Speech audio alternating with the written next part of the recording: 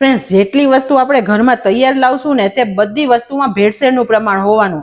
તે પછી ઘઉંનો તૈયાર લોટ હોય, તૈયાર મસાલા હોય કે કોઈ પણ બહારથી તૈયાર વાનગી મંગાવીએ, બધી વસ્તુમાં ભેળસેળનું પ્રમાણ રહેવાનું જ.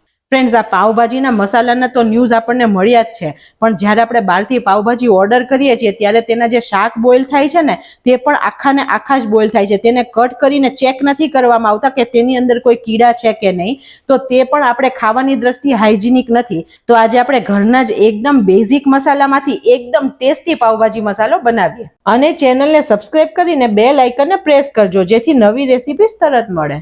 સૌથી પહેલા આપણે 10 નંગ જેટલા સૂકા કાશ્મીરી લાલ મરચા લીધા છે. ફ્રેન્ડ્સ, આપણે ઘણીવાર સાંભળીએ છીએ કે મરચા ખાવાથી એસિડિટી થાય છે.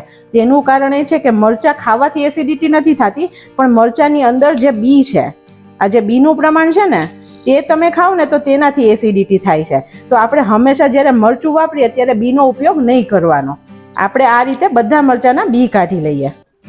મસાલાને શેકવા માટે આપણે એક નોનસ્ટિક પેન લીધું છે. પેન હંમેશા નોનસ્ટિક જ વાપરવાનું ફ્રેન્ડ્સ, જેથી મસાલા બળે નહીં. ગેસની ફ્લેમ એકદમ સ્લો રાખી છે. હવે સૌથી પહેલા આપણે લાલ મરચાને શેકીએ.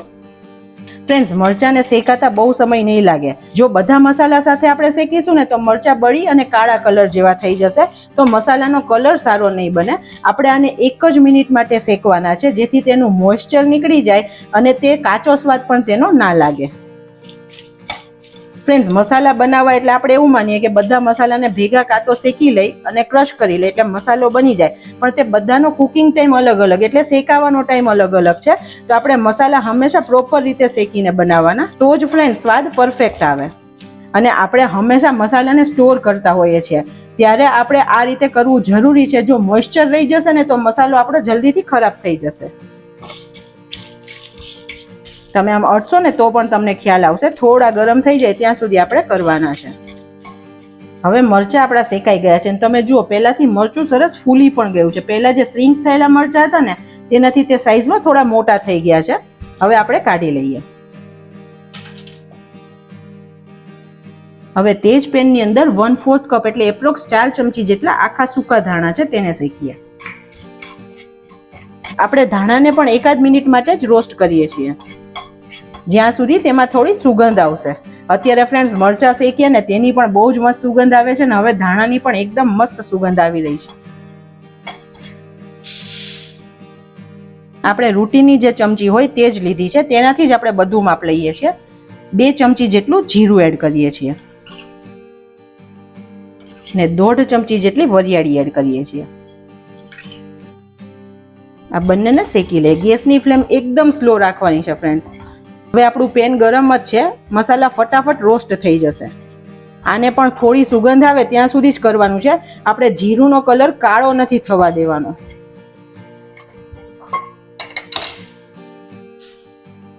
એક ચમચી જેટલા કાળા મરી લઈએ છીએ. 10 નંગ જેટલા લવિંગ છે.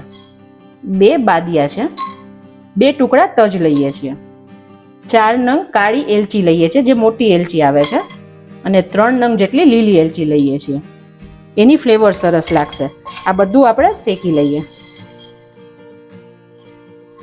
ફ્રેન્ડ્સ, આ બધા ખડા મસાલાનો એક એક ગુણ છે જે આયુર્વેદ પ્રમાણે શરીર પ્રમાણે ખૂબ લાભકારી છે. અને આ બધા મસાલામાં છે ને એક તેલનું પ્રમાણ હોય છે. જે આવી રીતે શેકો ને તો તે રિલીઝ થાય ને તેની બહુ સારી ફ્લેવર આવે. અને આયુર્વેદની દ્રષ્ટિએ તો આ બધા મસાલા શરીર માટે એકદમ બેસ્ટ છે. હવે આપણે ગેસની ફ્લેમ બંધ કરીએ છીએ. મસાલાને આપણે કાઢી લઈએ. આ બધા શેકેલા મસાલાને આપણે રૂમ ટેમ્પરેચર પર થોડા ઠંડા થવા દઈએ જેથી તેમાં મોઇસ્ચરનું પ્રમાણ નીકળી જાય. અને ફ્રેન્ડ્સ, આમાં મોસ્ટ ઇમ્પોર્ટન્ટ વસ્તુ એ જ છે કે જ્યારે મસાલા શેકો ત્યારે કોઈ ઇન્ગ્રીડિયન્ટ્સનો કલર ચેન્જ નથી થવા દીધો. આપણે જીરું છે, ધાણા છે, વરિયાળી છે, બધો અત્યારે એઝ ઇટ ઇઝ કલરમાં દેખાય છે. આ બહુ જરૂરી છે. જો તે વધારે શેકાઈ જશે ને તો તેની બળવાની સ્મેલ આવશે. મસાલાને આપણે મિક્સીની જારમાં લઈએ. હવે તેની અંદર આપણે સૂકા મસાલા ઉમેરીએ. આ 1 ચમચી જેટલું કાશ્મીરી લાલ મરચું છે. તીખાશ તમે તમારી રીતે લઈ શકો છો થોડી પ્લસ. અડધી ચમચી જેટલો હળદર પાવડર છે. 1 ચમચી સૂંઠ પાવડર એડ કરીએ છીએ. 1/4 ચમચી જેટલી હિંગ એડ કરીએ છીએ. 2 ચમચી આમચૂર પાવડર લઈએ છીએ. 3/4 ચમચી જેટલું એટલે કે પોણી ચમચી જેટલું સંચળ પાવડર લઈએ છીએ. તમે સાદું મીઠું પણ વાપરી શકો છો. હવે આ બધું આપણે પલ્સ મોડ પર ઓન ઓફ કરતા કરતા ક્રશ કરીએ. આપણો મસાલો સરસ ક્રશ થઈ ગયો છે. આપણે તેને બાઉલમાં કાઢીએ. ફ્રેન્ડ્સ, તમે જુઓ, હું નજીકથી પણ તમને બતાવું કે મસાલાનું ટેક્સચર કેટલું મસ્ત આવ્યું છે અને પૂરો સરસ ગ્રાઇન્ડ થઈ ગયો છે. જો આ ટાઈમે તમને થોડા વધારે પાર્ટિકલ્સ લાગતા હોય અને તમારે એકદમ સ્મૂધ મસાલો જોતો હોય તો તમારે એકવાર તેને ચાળી લેવાનો, પણ અત્યારે આ પરફેક્ટ છે. કલર પણ એકદમ સરસ આવ્યો છે ફ્રેન્ડ્સ, અને ફ્લેવર પણ બહુ જ સરસ આવી છે. ફ્રેન્ડ્સ, પાઉંભાજીનો મસાલો તો બની ગયો છે. પાઉંભાજી બનાવવાની લિંક પણ મેં ડિસ્ક્રિપ્શન બોક્સમાં આપી છે, તે પણ તમે જોઈ અને ઘરે ચોક્કસ બનાવજો. હવે આ મસાલાને આપણે કોઈ પણ એરટાઇટ કન્ટેનરમાં ભરી દેવાનો. ફ્રેન્ડ્સ, ઘણા બધાને એવો પ્રોબ્લેમ હોય છે કે મસાલા બન્યા પછી 1 મહિના કે 1.5 મહિના પછી તેની ફ્લેવર ઓછી થઈ જાય છે. તેનું મુખ્ય કારણ છે ગરમી. જો મસાલા બનાવ્યા પછી ગેસની નીચે પ્લેટફોર્મના ખાનામાં અથવા ગેસની ઉપરની સાઈડ જે ખાના હોય તેમાં રાખશો તો હીટ એટલે કે ગરમીને લીધે મસાલાની ફ્લેવર ઓછી થતી જશે. આને તમારે ઠંડી જગ્યામાં અથવા તો તમે ફ્રીઝમાં સ્ટોર કરી શકો છો, તો as it is any flavour રહેશે.